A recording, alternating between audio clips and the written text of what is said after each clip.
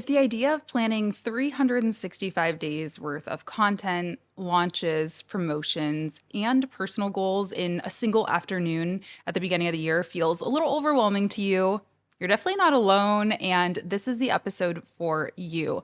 I love New Year energy. I love planning at the beginning of the year, but I can admit that it is really just a lot to think about 12 months out of the year, to think about these big pie in the sky type of goals and make them actually feel realistic. And a lot of people have recommended this book to me. It's called The 12-Week Year. So I've read it over the past couple of weeks, and I did take a lot away from it that I want to share with you in today's episode. I'm going to link the book down in the show notes, as well as some other kind of new year and fresh start type of resources for you to get the juices flowing. So be sure to check those out in full. But let's hop into first, what is the 12-week year? What is the concept of the 12-week year? And in short, it is really meant to help you discard annualized thinking. Annualized thinking is what we typically think of, right? When we do our big vision board for the year, or we look at our financial reports from the last year and we say, all right, I made $500,000 last year. I want to do 1 million this year. I made $60,000 last year. I want to do 100,000 this year. And you make that goal for an entire year, right? A salary, a revenue goal, a profit goal, etc. Well, instead of doing that, instead of just saying, I want to make X this year, or I want to do 10 million different things this year, they recommend breaking your year up into 12-week years, essentially quarters, right? We know of the 4-quarter kind of system, Q1, 2, 3, and 4. They recommend looking at each of those quarters as a year on its own. And this is really beneficial because if you think about the end of the year, right? Why does Black Friday exist? Why do holiday sales and promotions exist? They exist for that end of year push to hit those revenue goals. And similarly, in January, for me at least, I tend to have a good January because I did some really intentional thinking and, I'm hitting the ground running. It's a fresh start. And so, what if we had 4 of those seasons a year instead of just one where we're, holding our breath and hoping for the best? In the book, the authors say at the heart of annualized thinking is an unspoken belief that there's plenty of time in the year to make things happen. In January, December looks a long way off. They also go on to say another flawed premise with annualized thinking is the notion that sometime later in the year, we will experience a significant improvement in results. It's as if something magical will happen in late September, October that will result in a substantial increase. There are a few different elements that this book really focuses on as an execution system, they call it.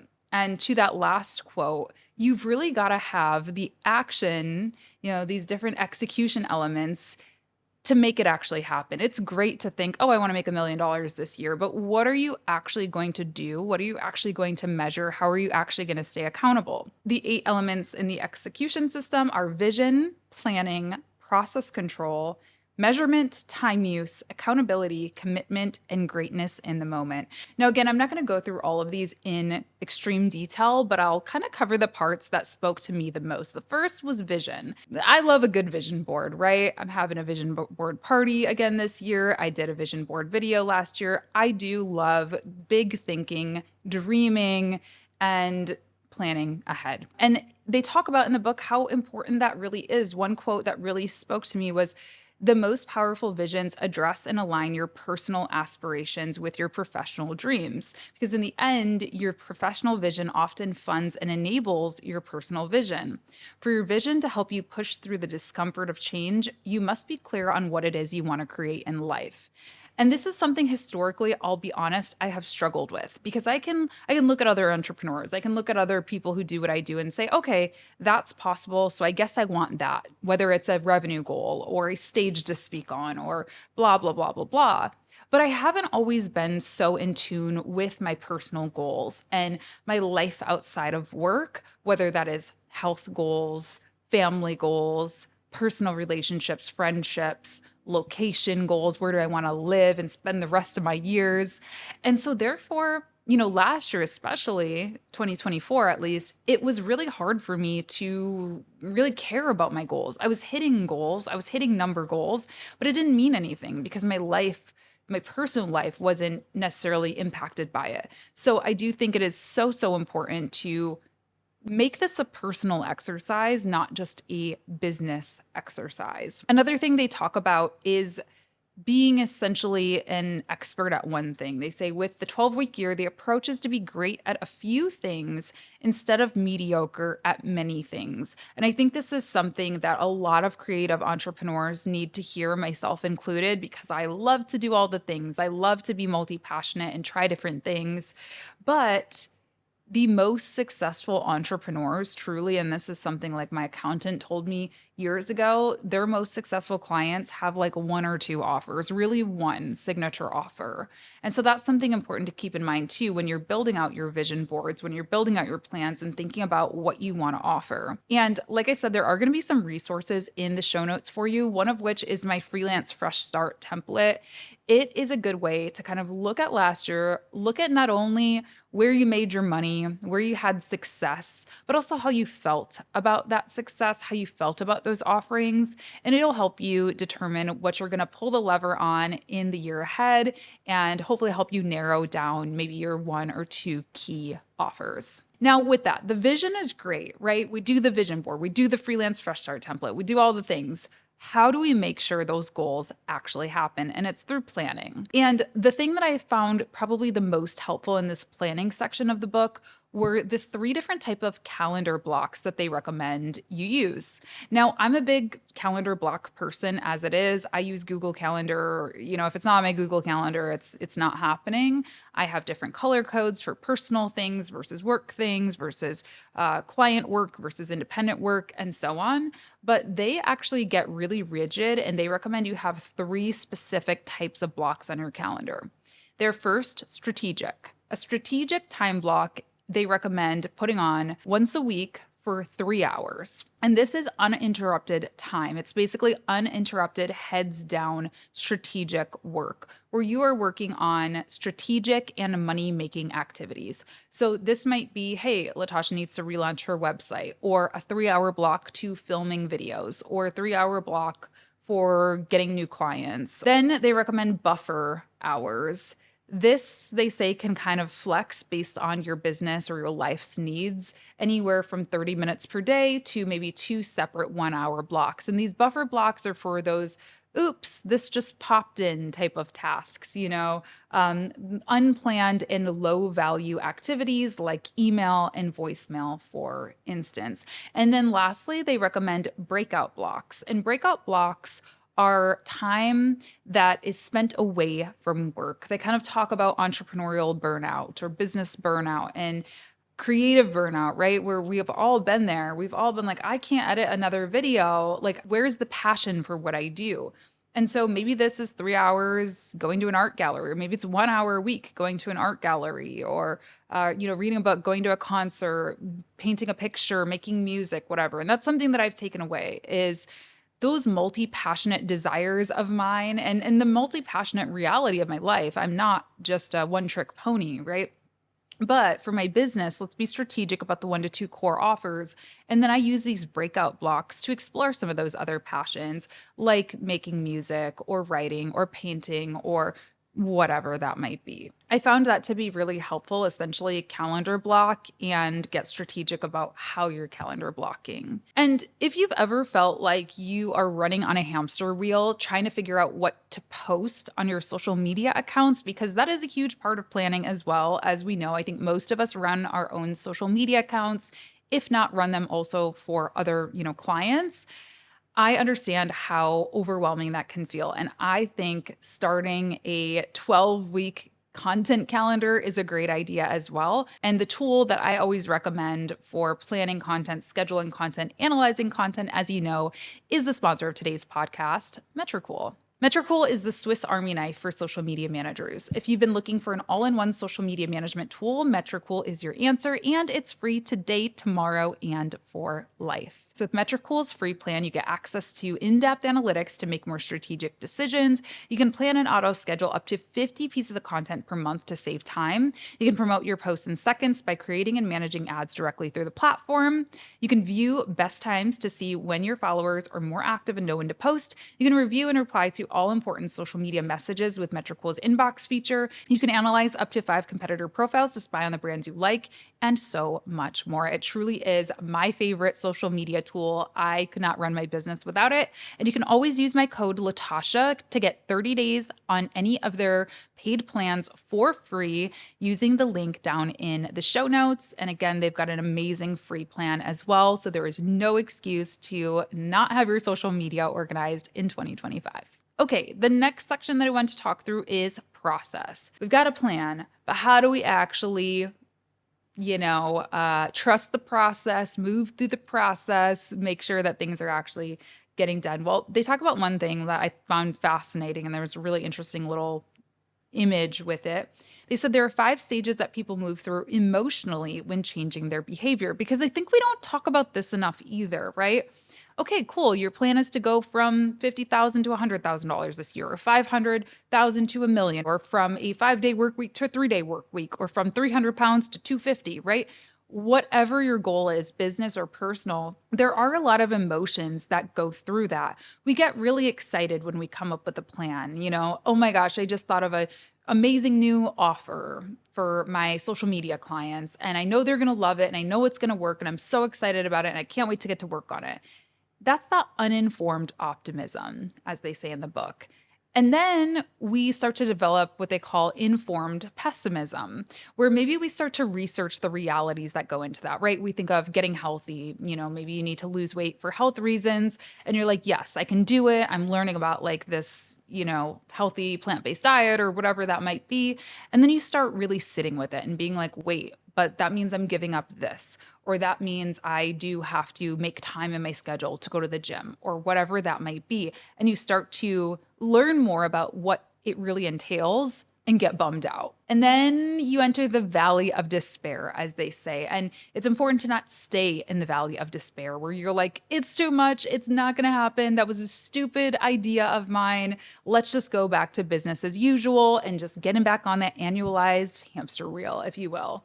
Then there's informed optimism where you learn about, hey, it doesn't have to be that hard, or here's some foods that you will like, or here's a business idea, etc. And then success and fulfillment. So basically the idea is don't stay in that valley of despair, and also know that when you're coming up with new ideas, when you're changing your behaviors, you are going to go through that kind of loop. Trust the process, understand that it's normal how you are feeling. And having the right tools in place are going to be, that's going to be the thing that's going to prevent you from staying in that valley of despair. The main tool in the 12-week year is the weekly plan. The weekly plan is a powerful tool that translates the 12-week plan into daily and weekly action. The weekly plan is the instrument that organizes and focuses your week. Plan out your week. Again, use those calendar blocks. They recommend measuring, which we'll talk about in a second, obviously, and adjusting your goals based on those measurements and based on what's going on in the world. For me, this was a realization I came to recently. I was writing something with a Sharpie and I was just so in flow. I think it was in my last vlog. I was like brainstorming and crossing things off the to-do list like nobody's business. And I was like, wait a second. When I first started my business, this is all I did. I didn't use, complex planners and online things. I literally just wrote a daily to-do list for myself and I checked it off with a Sharpie. And so I'm going back to it. I got a cute little pad, writing pad that has the days organized, and like I got to go back old school. So maybe that's something you can try as well.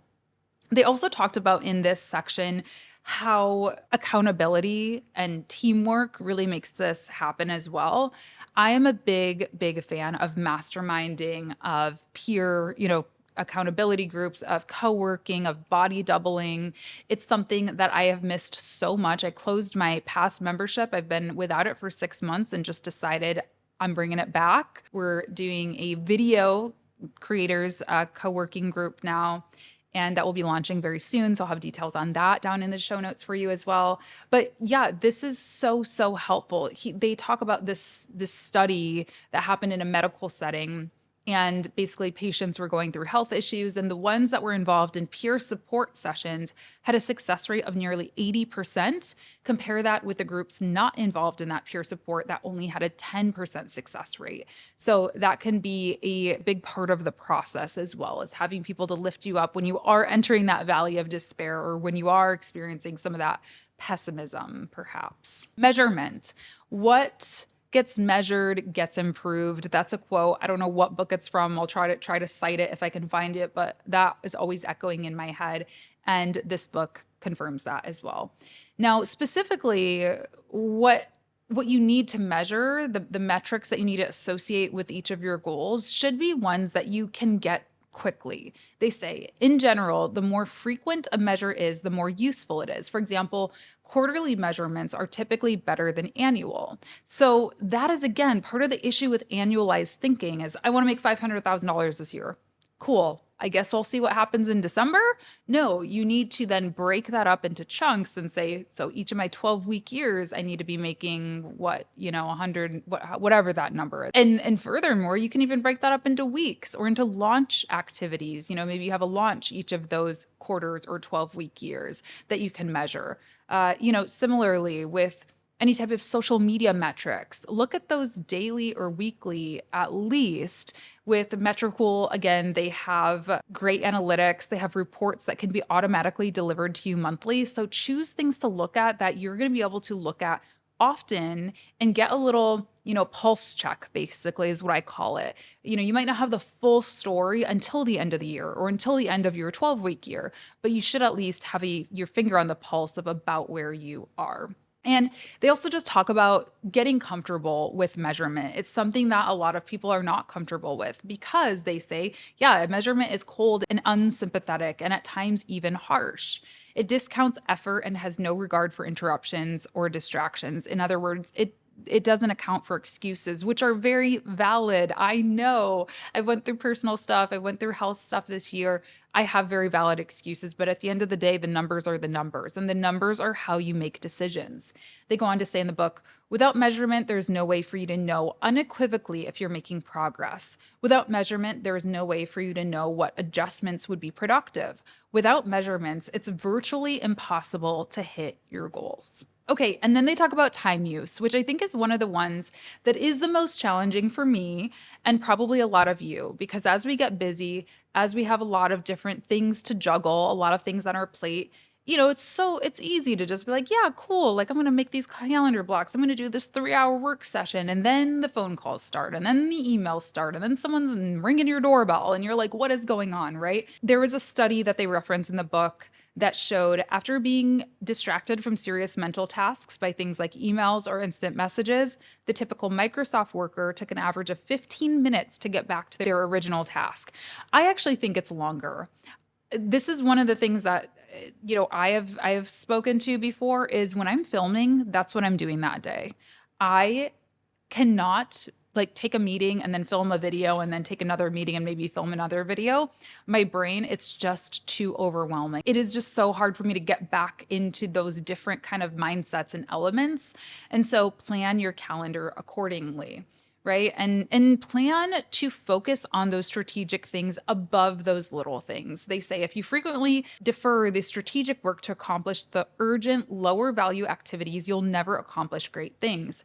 If you work under the belief that you can eventually get the important things done by first working through the urgent ones, you will likely never get to the strategic stuff. Again, I'm sure we're all guilty of this. I know. Why am I not just delegating my email, customer service, type of questions that can be essentially copy and pasted from a template? I could easily hire an assistant for that. Why am I prioritizing that over fixing my email funnels, relaunching my website, filming videos, doing the things that really only I can do on the team, right? So think about that for yourself too. And another thing, the last point that I want to speak to in this book that I found, like it was just a light bulb moment for me, is about strengths versus weaknesses. Essentially, they're saying you should focus on the things that you are good at and that, really you are the only one who can do. Many people spend significant amounts of time and energy attempting to eliminate their weaknesses.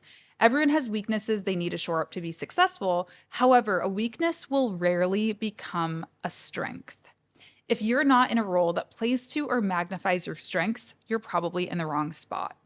Listen, there are things that you have to learn how to do as a business owner. Maybe that is a little bit of accounting, understanding money a little bit better. Maybe you're not a numbers person per se, but you still need to understand what you're looking at when you look at your books. But you can still hire an accountant to do your taxes at the end of the year, and you probably should if that is not your, strength. Meanwhile, you might be amazing at making videos, do that, and you might be terrible at answering emails, hire out for that. And that's just a reminder that I really needed to hear because I think I sometimes try to do it all or try to say, oh, I'm not that good at this thing. I should get better. I should learn. I should improve.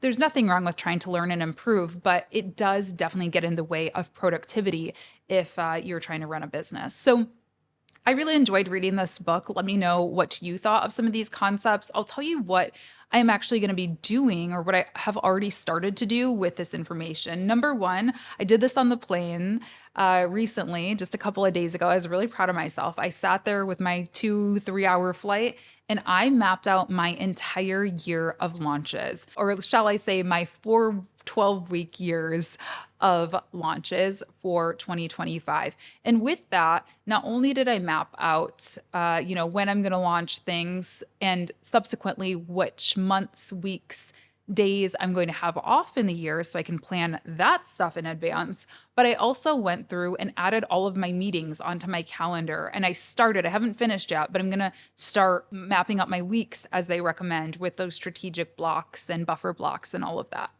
I've also decided to just focus on my core two offerings, which are the Social Media Management Accelerator and the Video Creator Collective. Those are my two offers. Of course, I sell other things here and there, but I'm not going to be creating huge campaigns to support those things, at least for my first 12-week year. Again, I'm going to adjust based on what I measure and see if those offers are working, if I need to change anything, but I'm going to stay focused. And I'm also committing to accountability by reopening my group. Like I mentioned, I'm opening the Video Creator Collective. And as a part of that, we're going to be doing weekly co-working sessions for video editing. And we'll also be doing, Q&As and accountability check-ins and things like that. So that is something that I am offering to my community, but it is also something that I'm doing for myself because it's going to hold me accountable. It's going to make sure that I get things done. And I'm not just like, oh, yeah, I know I have video editing on the calendar for today, but I'm not going to do it, right?